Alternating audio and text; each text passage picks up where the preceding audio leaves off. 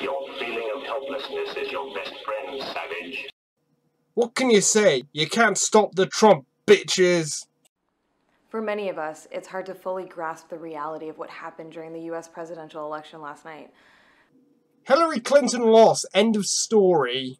The entire world was watching because the political and cultural effects of this election, perhaps more than any other election in recent history, will send shockwaves across the globe.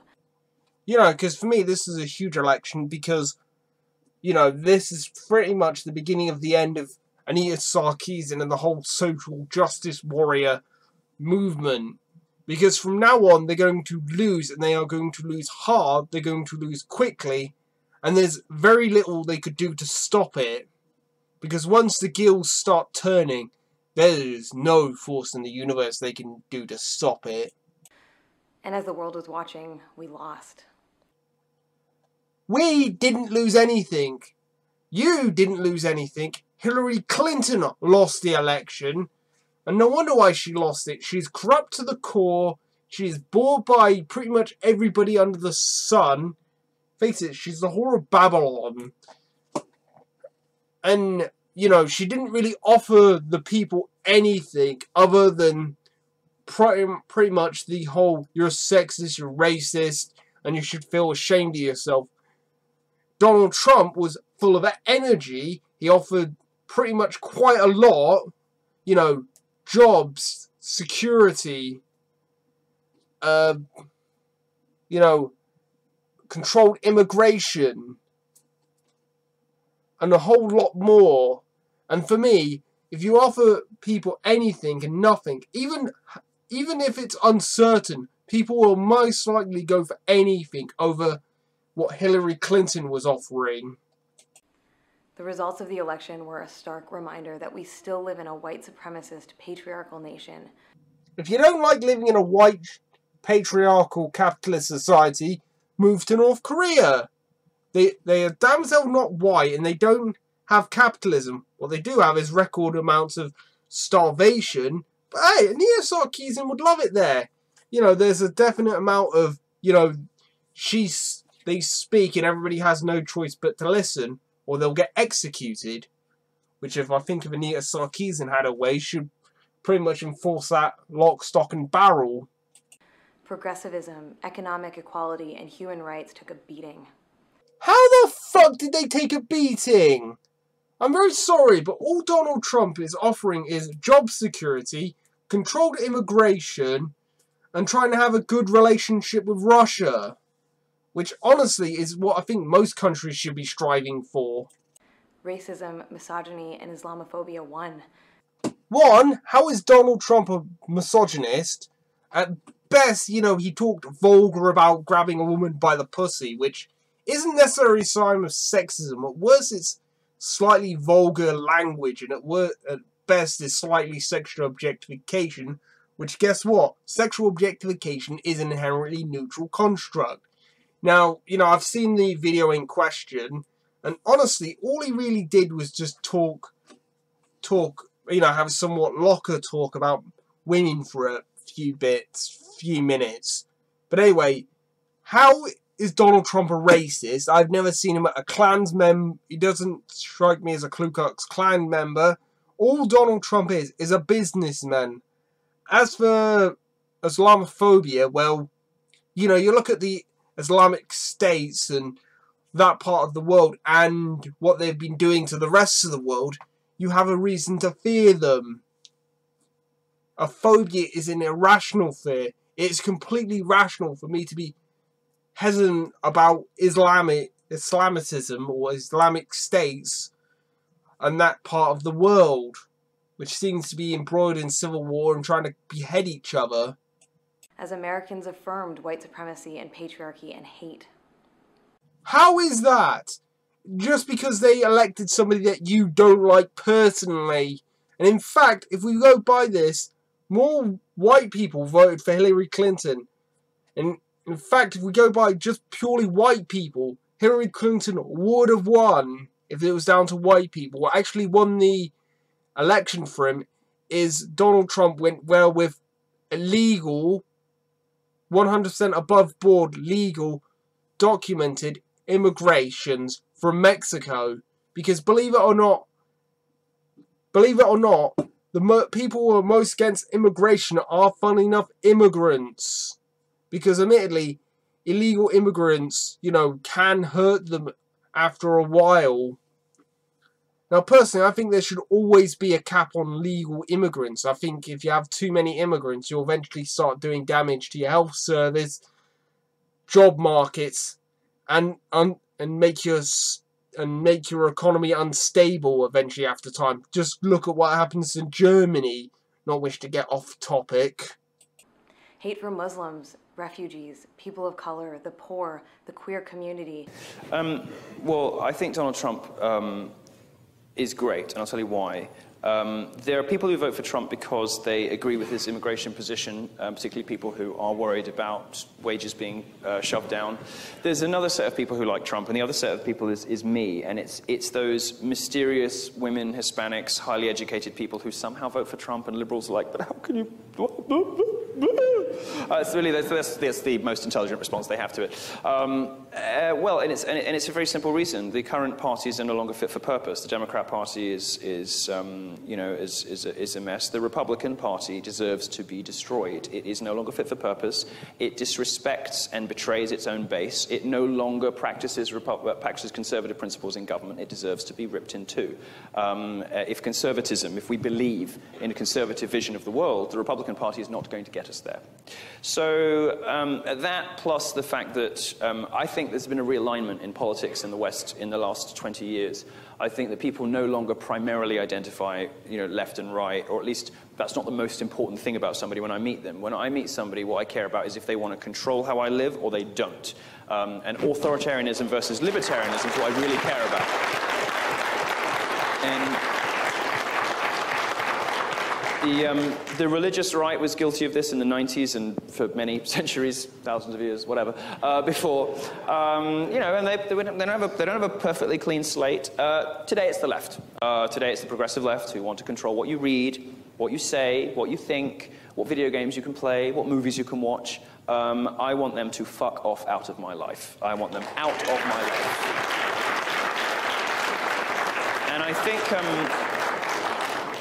And I think Trump, for all of the likelihood that he will have some enlargements in various parts of the state, it's going to take a lot of people to get 11 million immigrants out for a start.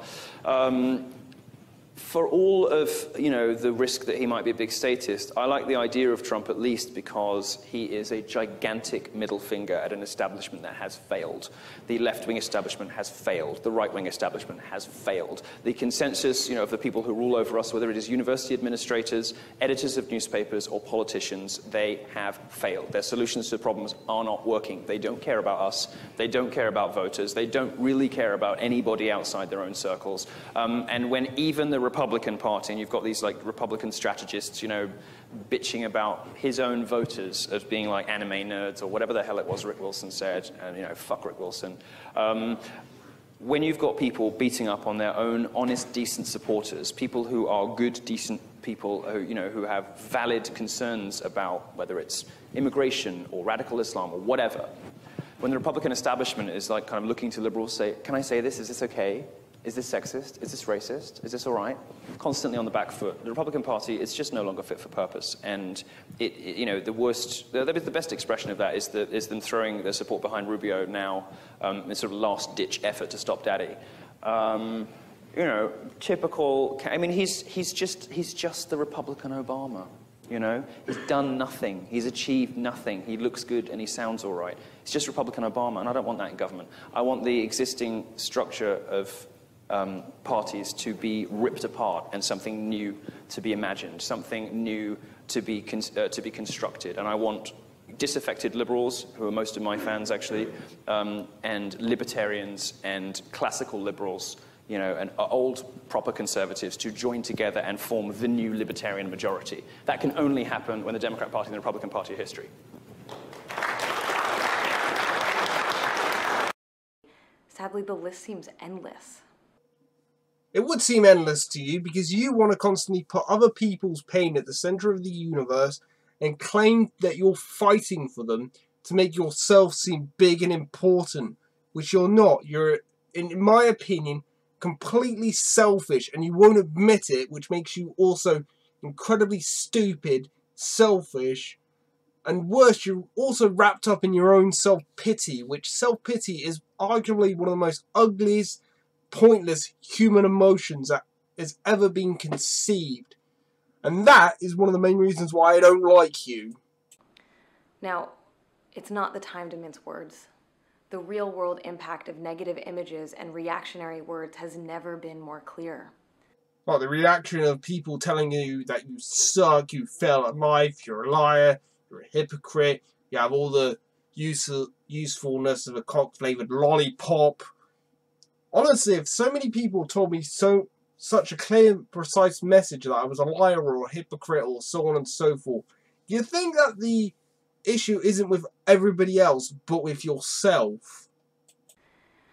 Waking to a new day after a long and sleepless night, many of us are still in deep shock and in a deep state of mourning. Oh no, what a nightmare. Somebody didn't get elected to office that I wanted to. What a nightmare. Jesus Christ. I wonder how these people live every day of their life.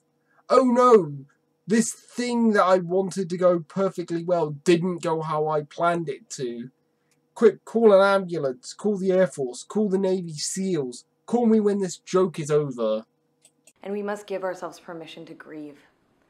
Our social justice warriors, the first people to say that I'm a big, strong individual, but the moment that everything starts going pear-shaped, they immediately need trigger warnings, safe spaces, they need time to grieve over something that's a first world problem, so on and so forth, to the point where this is the main reason why you lost the election. You were too busy focusing on identity politics, intersectionality, language policing, safe spaces, trigger warnings, so on and so forth. The point where, and calling everybody else sexist, racist, and homophobic, and so on and so forth. The point where you experienced one hell of a backlash. Also, it didn't help that you picked probably arguably the worst person that you could have, even if you went out there and resurrected Stalin and Hitler. But once we grieve, then we fight. Oh, wait, you serious? Let me laugh even harder.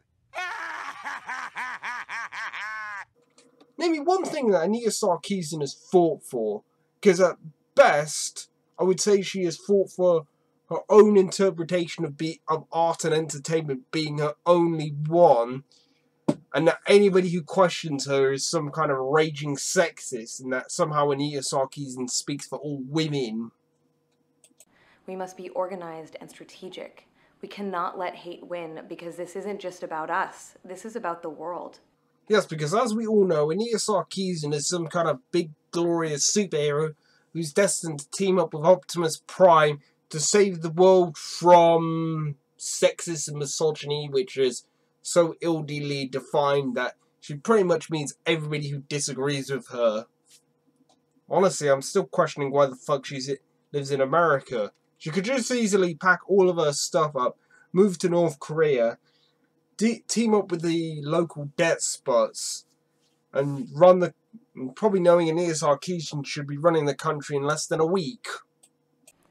And to the world we say, we refuse to surrender to the forces which seek to silence women. When you seem to go out of your way to silence everybody who disagrees with you, including the people that you claim to fight for. We will not stand idly by and allow the continued intimidation of people of color, non-Christians, LGBT folks, and all those who exist at the intersections of multiple identities. That's one reason why your movement is dying. It's one reason why your channel is slowly dying. You can barely breach 100,000 views per video. Sargon Khan can easily breach over 1 million views per video. The Amazing Atheist can breach over 500,000 views per video. You can barely breach 100,000. And the other reason why is because you were fucking lazy about your videos. You should have pumped your videos out at like 2 a week at most, instead of spending about 7 or 8 months on each of them. We can and we will participate in the mobilization of our communities. We will resist the hate. And in the end, we'll win. You keep telling yourself that, and one day it might actually come true. I'm bullshitting you. Your movement is dying. It is pretty much borderline dead these days. You're too busy focusing on first world problems, on pronouns, on safe spaces, trigger warnings to be of any political and social use. Your movement is beyond dead. There is nothing you can do to save it unless you cut it off like an infected wound. It's only through collective action that social justice can prevail. Stand in solidarity, get involved, join us. Yes, join them. They will strip away your individuality. They will add their biological and technological distinctive to their own, and so on and so forth, and you'll only become another cog in the machine. Anyway, I'm done with the idiot. Now let's move on to the slut.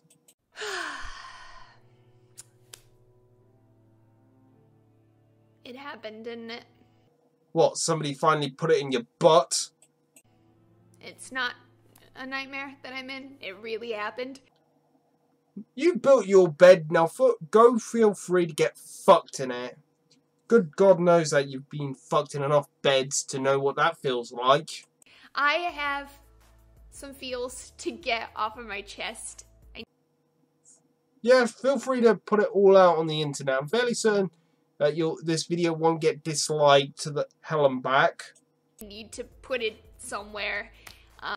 Yeah, you could always put it between your legs. Good God knows that there's enough space there for it.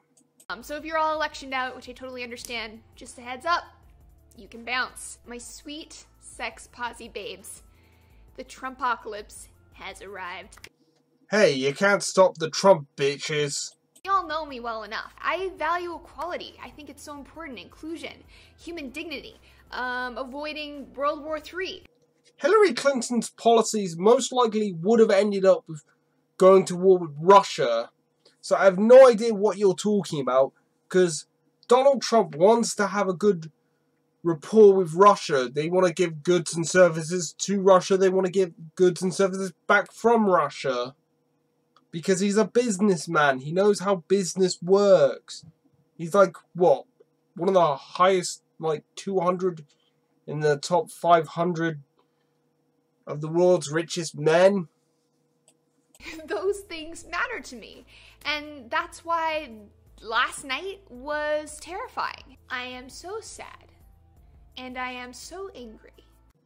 Laci Green smash! And I know that for many of you, your spirit has been crushed by this whole thing just as much as mine has. Believe it or not, women did actually vote for Donald Trump. And also, like I said previously, also documented and legal immigrants voted for Donald Trump. So I have no idea what she's talking about right now, and personally I think there are a lot of people a lot stronger than you give them credit for. Admittedly, the people who were supporting Hillary Clinton was about as weak and pitiful and annoying, and honestly they deserve to get what's coming to them. But anyway, moving on. So it's not really clear what exactly the future holds for us yet. Exciting, isn't it? But if we go by the election cycle, things do look bleak. Millions of us, myself included, could lose our health insurance. You know what? I'm a bit rusty on this because I didn't have time to read every single one of Donald Trump's campaign managers thingies that they give out. But from what I can tell, he kind of likes the idea of Obamacare, but he thinks that it could be improved in a lot of areas, and that I kind of agree with. There'll be serious cuts to scientific research, to climate change and clean energy efforts. From what I can tell also, I think Donald Trump did want to support cleaner energy and cleaner environments. To government programs for our sick and our poor, to education. Planned Parenthood will be target number 1. My LGBT family now lives under a vice president who literally believes in electrocuting the gay out of children. You know what? This could have easily been avoided if they'd nominated Bernie Sanders.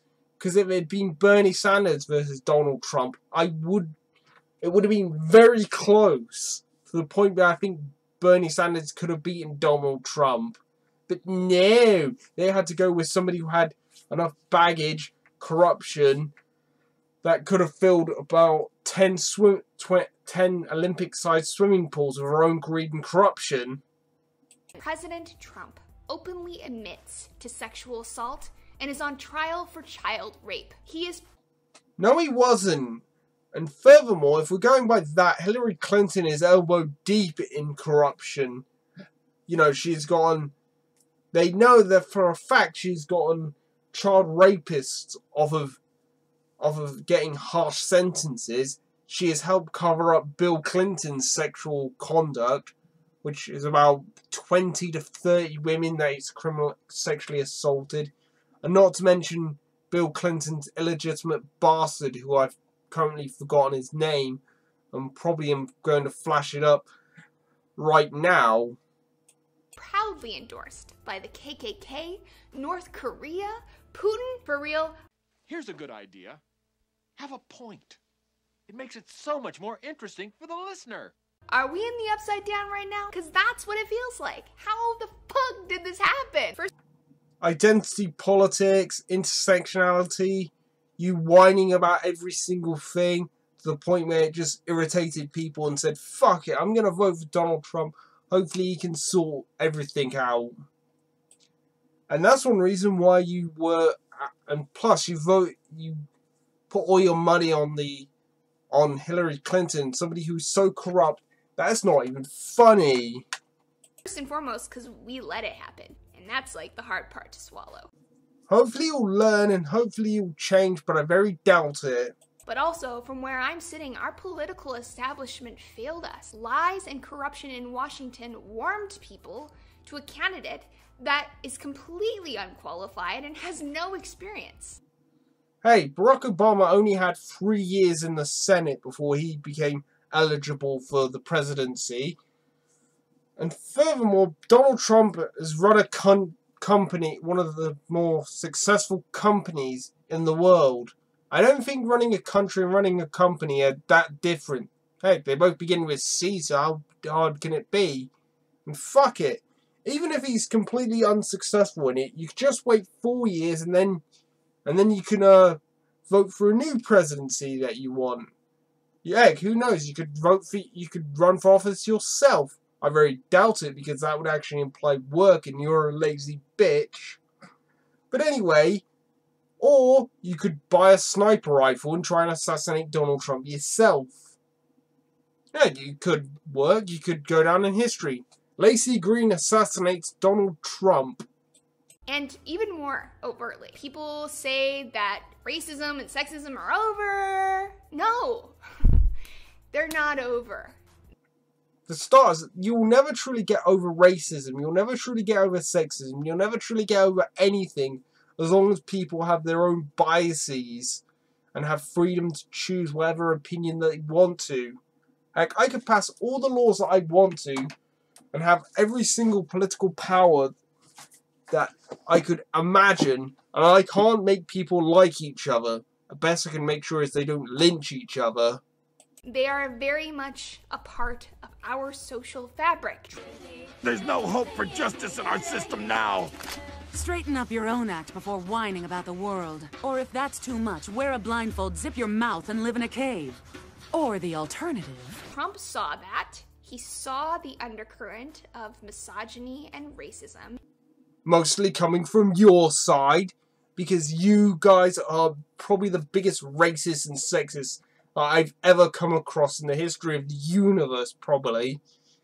And he rode that wave to electoral college victory. Without a doubt, Trump gave a voice to unspeakable darkness. You may have got away with that thinking maybe 10, 15 years ago, but everybody nowadays has a Twitter to a point. Everybody has a YouTube.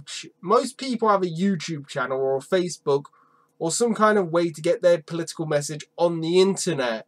So I don't see how how he's given a voice to people. At best, he's just been elected by the majority of your country.